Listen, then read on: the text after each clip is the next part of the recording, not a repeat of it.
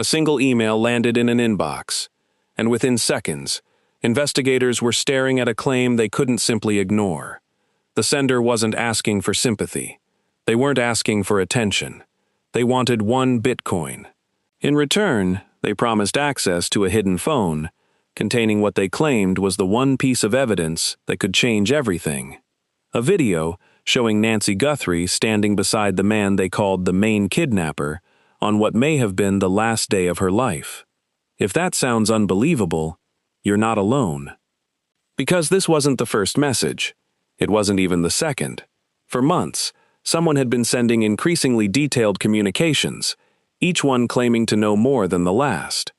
Most people dismissed them as another cruel scam, but this latest message was different.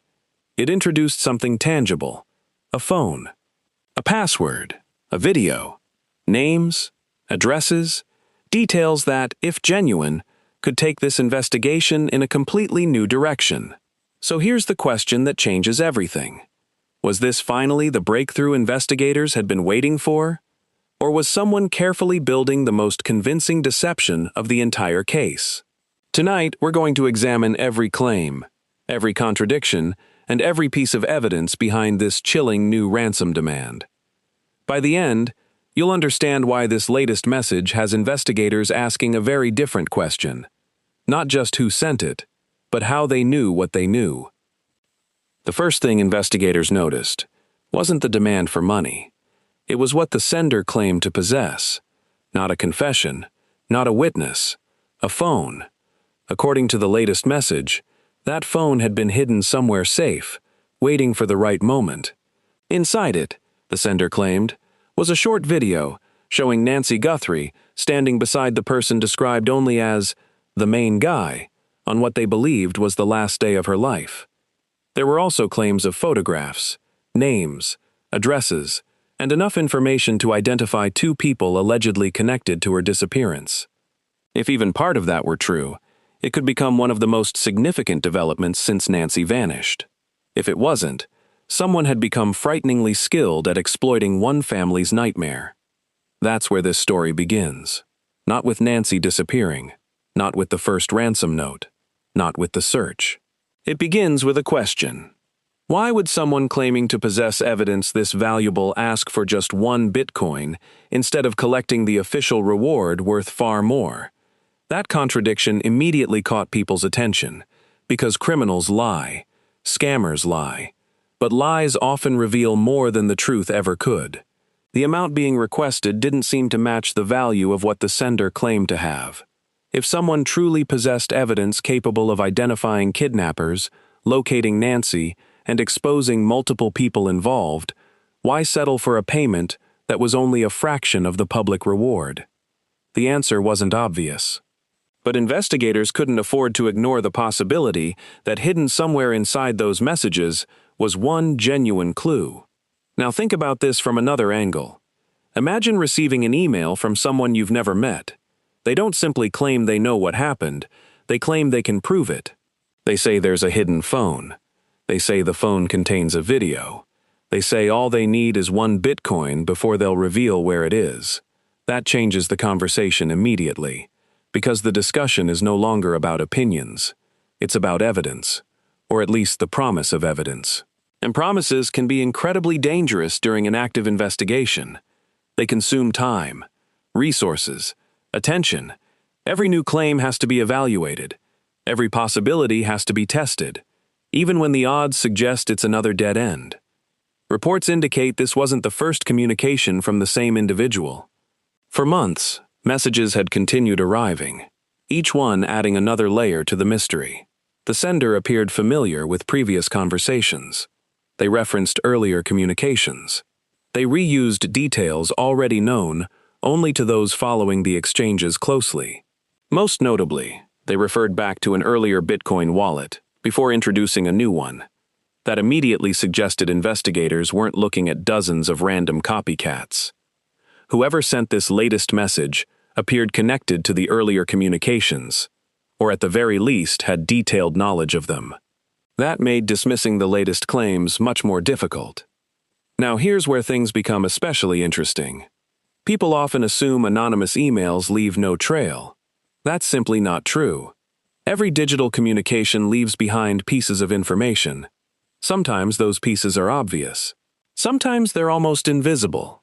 When an email travels across the internet, it carries technical information beyond the words people actually read. Those details can reveal routing information, timestamps, servers, the path a message followed before reaching its destination. Digital forensic investigators often begin there, not with what the sender says, but with how the message arrived. Because technology rarely lies. People do. That doesn't mean finding an anonymous sender is easy. Far from it. Someone determined to hide their identity has countless tools available today. Encrypted email services, virtual private networks, temporary accounts, remote servers. Even artificial intelligence can now assist in disguising writing habits or automating messages. Each layer increases the challenge. Each layer creates another obstacle investigators must work through before reaching the person behind the keyboard. And that's assuming the sender made even one mistake. Experienced investigators know something important. Most people eventually do. But another question continued hanging over this case. Why keep communicating? If this were simply a scam, why return again and again? Most scams rely on speed, pressure, urgency. They appear quickly and disappear just as fast. This sender behaved differently. The communications continued over time. The story expanded. New details appeared. Instead of fading away, the mystery became more complicated. That pattern alone deserved closer attention, because consistency can sometimes be just as revealing as the message itself. As the latest claims spread, public reaction divided almost immediately. One group dismissed everything. To them, it was obvious. Another cruel attempt to profit from tragedy. Nothing more. Another group wasn't so certain. They believed something inside these communications felt unusually specific, not necessarily truthful, but informed. The debate wasn't really about believing the sender. It was about understanding whether the sender knew something that hadn't become public. Those are two very different questions. Investigators understand that distinction better than anyone. Because people sometimes mix lies with facts, not to tell the truth, but to make the lies easier to believe. One detail kept resurfacing: the alleged video. Notice what wasn't claimed. The sender didn't describe hours of footage. They didn't claim to possess surveillance cameras covering every moment. Instead, they described a relatively short recording showing Nancy alongside the person they called the main guy. That wording immediately created new questions. Why only one video? Why that particular moment? How was it supposedly recorded? Who recorded it? Where was the phone now? And perhaps most importantly, why hide the phone instead of using it? Those unanswered questions quickly became just as important as the claim itself. Then there was another layer. The sender reportedly claimed the phone also contained photographs, not just of Nancy, but of two individuals allegedly connected to the crime. Again, if genuine, those images could become powerful investigative leads. But investigators don't accept photographs at face value. Every image contains metadata: dates, times, device information, sometimes location data. Even when someone attempts to erase that information, fragments can survive. Digital evidence isn't valuable simply because it exists. It's valuable because experts can test whether it's authentic. That's why experienced investigators remain cautious. Extraordinary claims require careful verification, not immediate belief. The latest demand also created another practical problem. Paying for information can encourage more demands. Refusing to pay risks losing potential evidence. There's rarely a perfect answer. Families face impossible decisions. Law enforcement faces equally difficult ones. Every option carries consequences. Every delay carries risk. Every response changes what comes next. That's why investigators often move far more carefully than the public expects. What looks slow from the outside can actually be deliberate. A rushed decision can destroy an opportunity forever. As more people discussed the latest message, attention shifted away from the money itself. Instead, everyone focused on the phone. Did it actually exist? Could someone really have hidden it months earlier? If so, why wait until now to mention it? Timing matters, especially in criminal investigations. Evidence usually appears for a reason. People reveal information because something changes. Fear, pressure, opportunity, or strategy. Understanding why someone speaks can become just as important as understanding what they're saying. Investigators now faced another familiar challenge: separate emotion from evidence. Ignore the headlines. Ignore the speculation. Follow only what can be tested. That's the foundation of every serious investigation. Not assumptions, not theories. Evidence. Step by step, piece by piece. No shortcuts. Because every shortcut risks sending the investigation in the wrong direction. And in a case already surrounded by uncertainty, mistakes become incredibly expensive. But the latest communication raised one question that refused to disappear. Suppose the sender didn't possess the phone. Suppose the video never existed. How did they manage to make so many people stop and consider the possibility anyway? That answer may reveal more about modern criminal investigations than the message itself. Because today, convincing fiction can spread almost as quickly as verified evidence. And distinguishing between the two has never been more difficult. As investigators began examining every technical detail behind these latest communications, they weren't simply looking for a hidden phone anymore. They were searching for something much larger: the person hiding behind the messages. Before we continue, if you enjoy evidence-based true crime that separates verified facts from speculation, consider subscribing to Trending True Crime Cases. Every episode breaks down complex investigations piece by piece, so you can understand not just what happened, but how investigators work to uncover the truth. One message can fool almost anyone.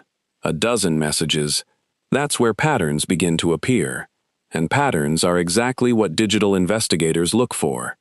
They're not interested in whether a message sounds believable. They're interested in whether it leaves behind something measurable. Every email, every attachment, every Bitcoin wallet, every online account creates a trail. Sometimes it's obvious. Sometimes it's buried so deeply that recovering it takes weeks. But almost every digital action leaves something behind. This is where television often gets it wrong. People imagine investigators pressing a few keys before instantly revealing the sender's name and address. Real investigations don't work that way. Digital forensics is patient work. Every technical detail has to be verified. Every assumption has to be challenged. One incorrect conclusion can send an investigation in the wrong direction for weeks. That's why experienced investigators begin with one simple question: what can we actually prove? In this case, the latest communication reportedly arrived by email. To most people, an email is simply words on a screen. To a forensic analyst, it's much more than that. Behind every email is technical information that most users never see. Hidden inside what's known as the email header are details showing how that message traveled across different servers before arriving in someone's inbox. Think of it like a shipping label. You may only care about what's inside the package. Investigators often care more about the route the package took to get there. That doesn't automatically reveal the sender. Someone determined to hide can route communications through multiple servers around the world. Virtual private networks can disguise locations. Encrypted email providers can protect identities. Disposable accounts can disappear almost as quickly as they're created. Each layer makes attribution harder. But harder doesn't mean impossible. It simply means investigators need more pieces before the picture becomes clear. Now consider another possibility. What if the sender wasn't trying to stay hidden forever? What if they believed they were hidden because they misunderstood the technology? That happens more often than people realize. Someone may believe they've erased every trace of themselves, only to overlook one tiny detail: a login time, a recovery email, a forgotten device, a reused username. One small mistake can suddenly connect months of anonymous activity to a real person. Investigators don't rely on dramatic breakthroughs. They rely on accumulated details. The reported ransom demand also centered on Bitcoin. For years, Bitcoin has carried a reputation for complete anonymity. That's one of the biggest misconceptions surrounding cryptocurrency. Bitcoin isn't invisible. In fact, every transaction is permanently recorded on a public blockchain. Anyone can see that money moved from one wallet to another. The difficult part is connecting those wallet addresses to actual people. That's where investigators begin asking a completely different set of questions. Who created the wallet? When was it first used? Has it received money before? Did funds move elsewhere afterward? Were they eventually transferred through an exchange that requires identity verification? Did the wallet interact with other known wallets? Each answer builds another layer of the investigation. One transaction alone rarely solves a case. A long history of transactions sometimes can. That's why experienced investigators rarely focus on a single piece of evidence. They compare everything: the language used in the emails, the timing of each message, the technical information behind the communication, the movement of cryptocurrency. Even seemingly unimportant details can begin matching one another. Patterns emerge, and patterns tell stories. Language itself can become evidence. Not because investigators are judging grammar, because every person develops habits. Certain words appear repeatedly. Sentence lengths remain surprisingly consistent. Punctuation becomes predictable. Even the way someone asks a question can reveal subtle characteristics. Modern forensic linguistics studies those patterns carefully. It's never enough to identify someone on its own, but combined with technical evidence, language can strengthen or weaken an investigative theory. Then there is timing. Imagine receiving multiple messages over several weeks. They always arrive during roughly the same hours, perhaps late at night, perhaps early morning. That alone doesn't identify anyone, but it begins suggesting routines. People sleep, people work, people travel. Even anonymous senders often reveal their daily habits without realizing it. Investigators notice those details, because routines are difficult to fake consistently. Another question quickly surfaced. If someone truly possessed a hidden phone containing important evidence, why continue sending emails instead of proving the claim? A single verified image would instantly change the conversation. Instead, according to reports, the requests continued while public proof remained absent. That hesitation became part of the investigation itself. Sometimes what's missing becomes just as important as what's provided. Experienced investigators constantly separate two very different ideas: capability and credibility. Could someone hide a phone? Absolutely. Could someone invent a story about hiding one? Just as easily. That's why every claim must be tested independently. Evidence doesn't become true because it's repeated. It becomes reliable only after verification. Another challenge investigators face today is artificial intelligence. Modern AI tools can help draft convincing emails in seconds. They can imitate tone, adjust writing style, even translate awkward wording into something that sounds natural. But AI can also leave clues. Generated text sometimes follows unusual patterns. Metadata may reveal automated systems. Technical inconsistencies occasionally appear beneath otherwise convincing language. Investigators increasingly consider those possibilities during digital examinations. Technology has changed. Investigative methods continue evolving with it. One reported aspect of this case attracted particular attention. The sender allegedly referred back to earlier communications using details that matched previous exchanges. If accurate, that raises several possibilities. Perhaps the same person sent every message. Perhaps someone gained access to earlier correspondence. Or perhaps someone closely followed public reporting and built their claims around information already available. Each explanation leads investigators in a different direction. That's why assumptions can become dangerous. Every possibility deserves consideration until evidence removes it from the table. As public discussion intensified, many people focused on one question: why hasn't the sender been identified? It's a reasonable question, but it's also based on the assumption that investigators always reveal what they know. In reality, they often don't. Law enforcement frequently withholds investigative details for strategic reasons. Public silence doesn't necessarily mean inactivity. Sometimes it means exactly the opposite. Sometimes investigators remain quiet because they're watching, waiting, collecting, comparing, building a case before revealing anything publicly. That patience frustrates observers. Families want answers. Communities want updates. Journalists want developments. Investigators want certainty. Those priorities don't always move at the same speed. Evidence takes time. Search warrants take time. Digital records take time. International requests can take even longer. Real investigations rarely unfold within the pace of social media. Meanwhile, every new communication changes the landscape.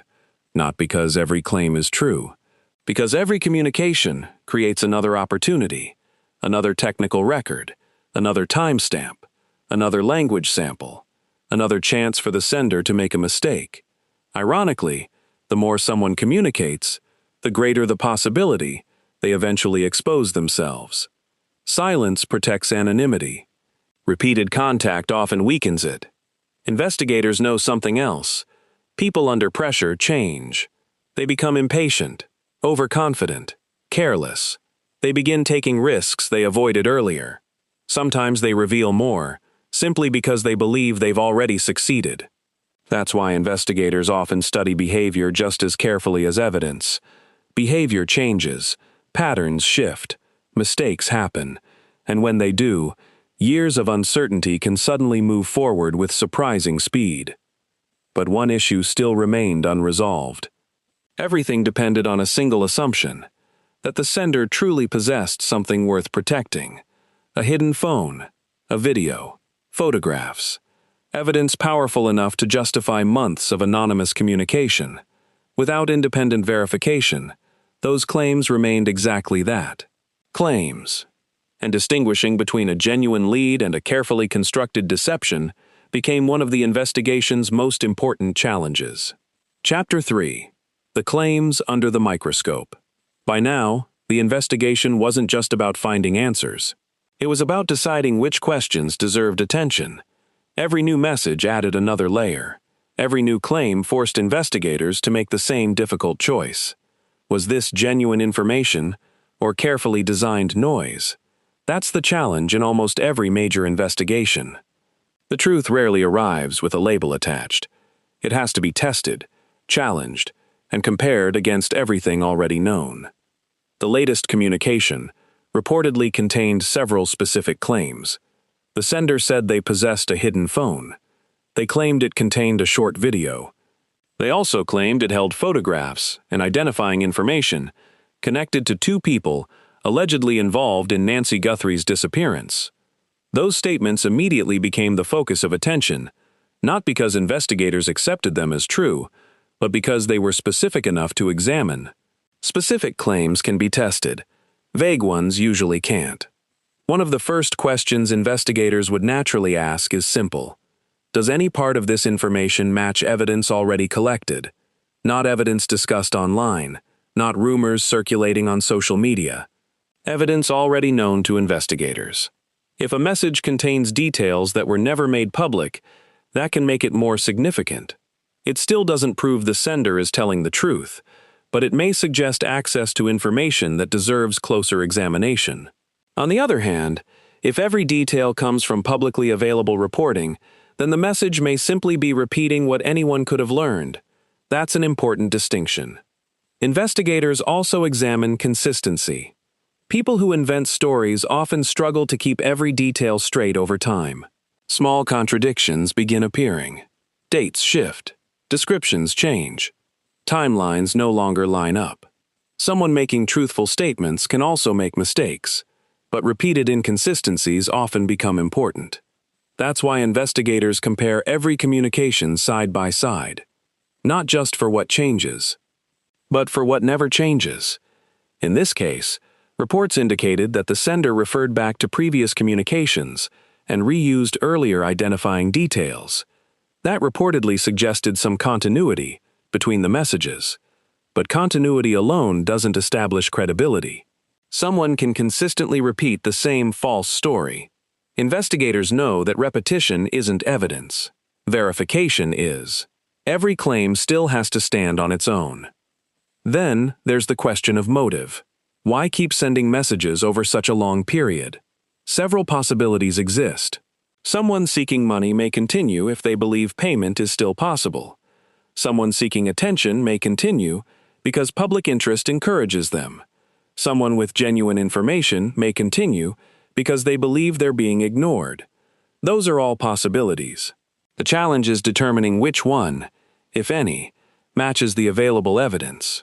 Investigators avoid jumping to conclusions because assumptions can easily become blind spots. Another issue often overlooked is timing. The reported messages didn't arrive all at once. They appeared over time. That matters. The timing of communications can sometimes reveal more than the words themselves. Investigators ask questions such as, why now? Why after this public update? Why after this search? Why after this news report? Sometimes the answer is coincidence. Other times, it isn't. Patterns of communication can become valuable when viewed alongside events happening outside the investigation. Public attention also changes behavior. As media coverage grows, more tips usually arrive. Some are extremely helpful. Many are not. Every investigation involving national attention receives an enormous volume of information. Some tips come from genuine witnesses. Others come from people convinced they've solved the case. And unfortunately, some come from individuals deliberately spreading false information. Each one still requires evaluation. That's one reason complex investigations take time. Every lead consumes resources until it's either confirmed or eliminated. Digital investigators don't rely on instinct. They build timelines. Every reported communication is placed in chronological order. Every technical detail is compared. Every public event is noted. Slowly, patterns begin emerging. Sometimes they point toward a meaningful lead. Other times they reveal that several apparently connected events are actually unrelated. The process can be frustrating, but it's essential. Another important question concerns the alleged hidden phone itself. If such a device exists, investigators would naturally want to know whether any independent evidence supports that claim. Has anyone seen it? Has any image from it been verified? Has any metadata been examined? Without independent confirmation, the reported existence of the phone remains just that, a reported claim. Responsible investigators don't fill gaps with assumptions. They wait for evidence. This cautious approach can appear unsatisfying to the public. People want immediate answers. Investigators want reliable ones. Those goals don't always move at the same speed. History has shown that rushing toward the most dramatic explanation can sometimes pull attention away from stronger evidence. That's why experienced investigators often revisit earlier facts rather than chasing every new headline. Sometimes the oldest evidence becomes the most important. The reported communications also remind us of something broader. Modern investigations no longer happen only at crime scenes. They unfold online.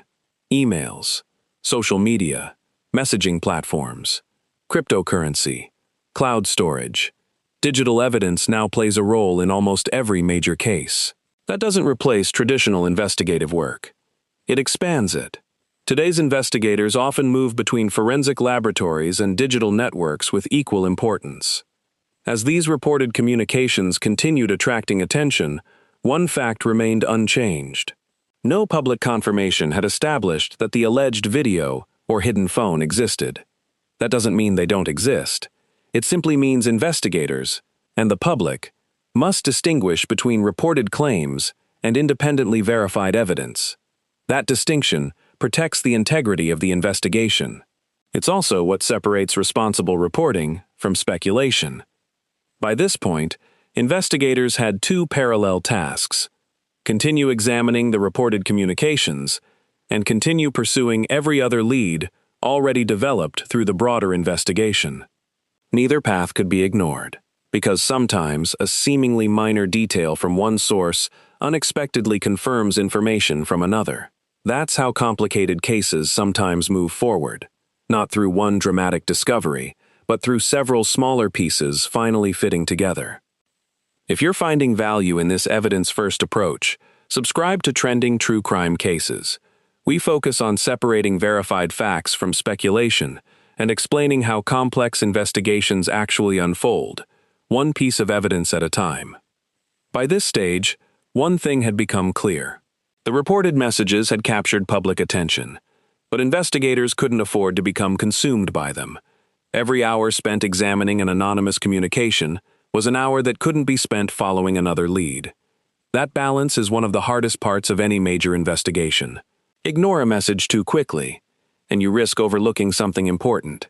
Chase every dramatic claim, and you risk losing valuable time. That's why experienced investigators rarely allow one piece of information to dominate an entire case. Instead, they begin asking a different question. How does this fit with everything else we already know? Not what social media believes, not what headlines suggest. What can actually be supported by evidence already collected? That process is called corroboration. It's one of the most important principles in criminal investigations. A single claim, even a detailed one, is rarely enough on its own. Investigators look for independent evidence that reaches the same conclusion from a completely different direction. When two unrelated sources point to the same fact, confidence grows. When they don't, caution remains. This is also why investigators often keep certain information confidential. Many people assume that every major discovery is immediately shared with the public. In reality, the opposite is often true. Details are sometimes withheld because they help investigators evaluate future tips. Imagine someone contacts detectives claiming knowledge that only the offender would know. If that person repeats information already released publicly, the tip carries less weight. But if they reveal something never disclosed, that's when investigators pay closer attention.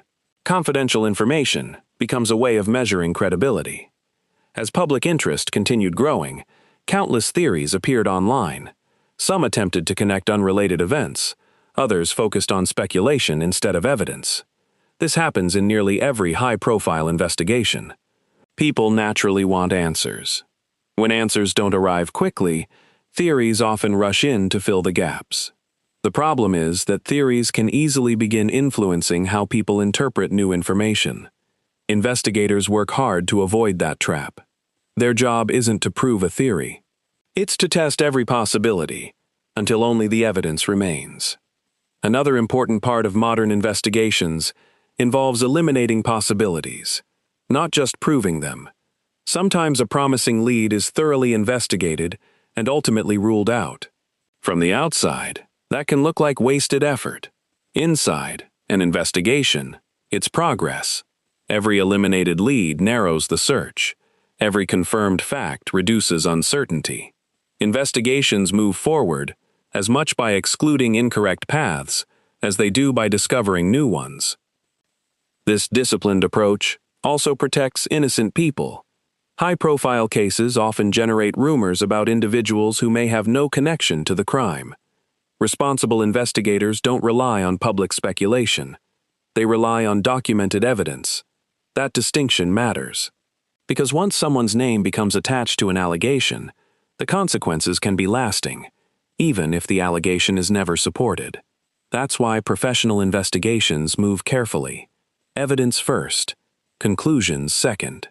Meanwhile, forensic specialists continue examining every available source of information. Digital records, telephone data, financial activity, surveillance footage, witness statements, physical evidence. Each discipline contributes a different piece of the puzzle. No single expert solves an investigation alone. Complex cases require collaboration across multiple specialties. The strongest conclusions usually emerge where different forms of evidence independently support one another. One aspect often overlooked by the public is documentation. Investigators record nearly everything: every interview, every search, every piece of evidence, every chain of custody, every forensic examination. That documentation serves an important purpose. If charges are ever brought, investigators must be able to explain not only what they found, but exactly how they found it. Accuracy matters. Procedure matters, because evidence that's collected improperly can become difficult, or impossible, to use later. As attention remained focused on the reported communications, investigators would also continue asking practical questions. Can any part of these claims be independently verified? Do technical records support any portion of the reported timeline? Have similar communications appeared elsewhere? Do the messages introduce genuinely new information, or simply reinterpret facts already known publicly? Each answer helps determine whether a lead deserves additional resources. It's a methodical process, sometimes frustratingly slow, but that's how reliable investigations are built. There's another reality that rarely makes headlines. Most investigations involve long periods where very little appears to happen publicly. Behind the scenes, however, analysts may be reviewing thousands of pages of records, comparing digital evidence, conducting interviews, or waiting for forensic results. Public silence shouldn't automatically be mistaken for investigative inactivity. Some of the most important work happens quietly, away from cameras, away from speculation, away from social media. For families, though, that silence can be incredibly difficult. Every day without answers feels longer than the last. Every reported development creates new hope, and sometimes new disappointment. That's why investigators must balance transparency with responsibility. Providing updates is important. Protecting the integrity of the investigation is equally important. Those goals don't always align perfectly, but both ultimately serve the same purpose: finding the truth. When an investigation reaches this stage, people naturally begin looking for one dramatic breakthrough, one phone call, one confession, one piece of evidence that suddenly explains everything. Real investigations rarely unfold that way. More often, they're solved because dozens of small pieces eventually fit together. One witness confirms another. One forensic result supports a timeline. One digital record explains an unexplained gap. Bit by bit, uncertainty begins giving way to clarity. The reported Ransom communications became one part of that larger picture. They attracted enormous public attention because they appeared to offer something everyone wanted: answers. But throughout this investigation, one principle remained unchanged. A claim only becomes evidence after it can be independently verified. Until then, investigators treat it as information to examine, not as a conclusion. That distinction protects the investigation. It also protects the truth. Looking back across everything we've examined, several questions continue standing out. If the reported communications came from someone with genuine knowledge, what led them to come forward in this way?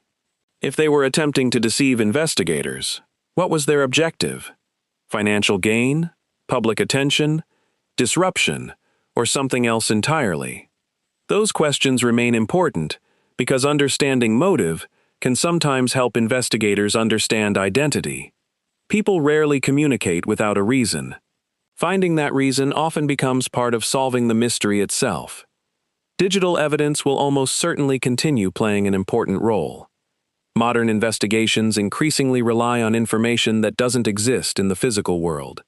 Device records, location history, cloud storage, communication logs, financial transactions. Each one contributes another layer. Unlike eyewitness memory, digital records can sometimes preserve details long after people have forgotten them. But even digital evidence isn't interpreted in isolation. It must be understood within the wider timeline. That's why investigators compare one source against another before drawing conclusions. Another important lesson from this case is the difference between public information and investigative information. The public sees headlines. Investigators see files. The public hears reported developments. Investigators compare sworn statements, forensic reports, search results, laboratory findings, and technical records that may never become public until much later. Those two perspectives can look very different. Neither tells the entire story on its own.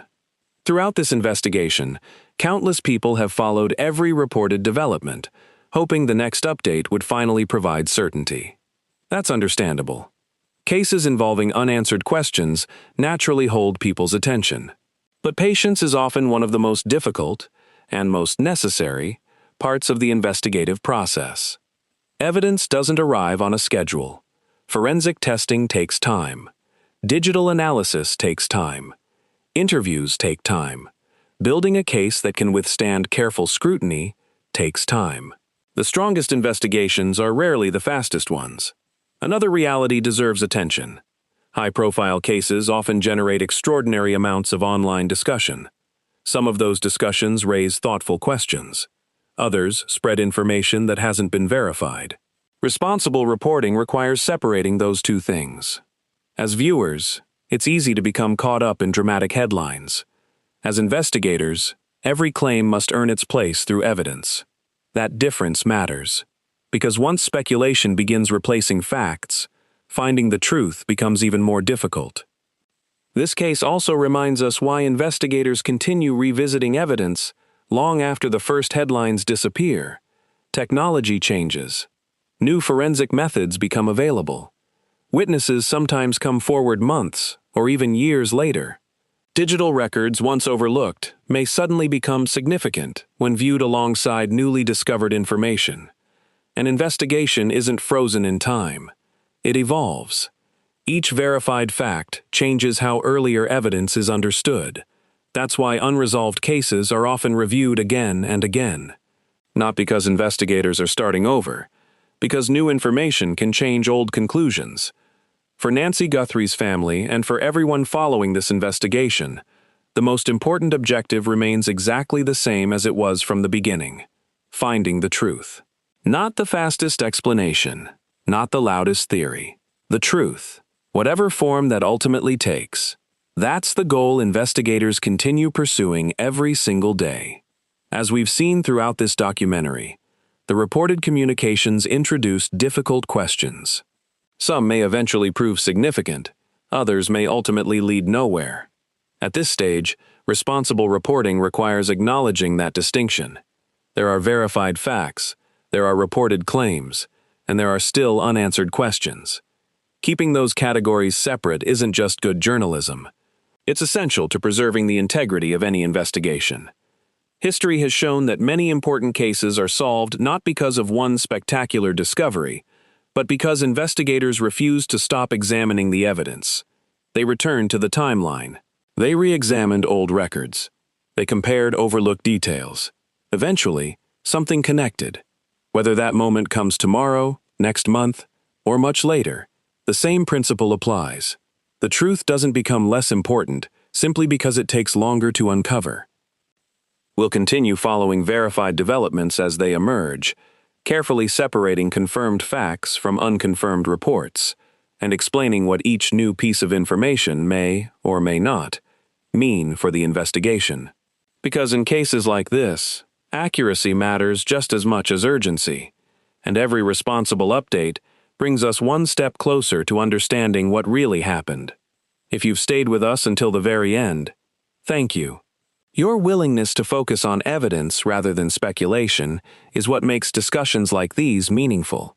If you value careful, fact-based true crime investigations that explain not only what happened, but how investigators work toward answers, subscribe to Trending True Crime Cases and turn on notifications. We'll continue following this case as verified developments emerge, breaking down the evidence with the same careful approach you've seen today. Until next time, stay curious, stay thoughtful, and remember, the search for truth is rarely quick, but it's always worth following.